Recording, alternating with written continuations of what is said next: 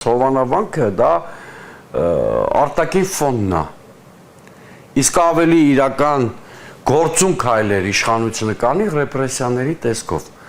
Դուք էլ գիտեք, ես գիտեմ, որ հարուցված քրեական գործ կա։ Ձայնագրության հոսով Նաթան arczepiskoposi եւ աղան Սարգսակի հեռախոսազրույցի Որտե կաթողիկոսի անունն է։ Հայ, մենք գիտենք, որ այդ քրեական գործը կա։ Մենք գիտենք, որ ցանկացած պահի այդ պահը չենք կարող հստակ կանխատեսել, բայց դա սարերի հետևում չի։ Իշխանությունը փորձելու է այդ գործը քրեական գործում ցույց տալ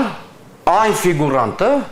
որը իշխանության գլխավոր պահել են վերջին։ Այո, դա պահել են ինքը առայժմ Հովանավանքում 30-ում է։ Հերթացս այլ բաներ են անում, այլանդակաբար ու բաներ, այն մյուս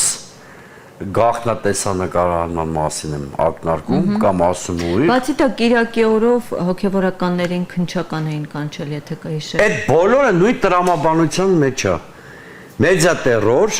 ռեպրեսիաներ, մեկ էլ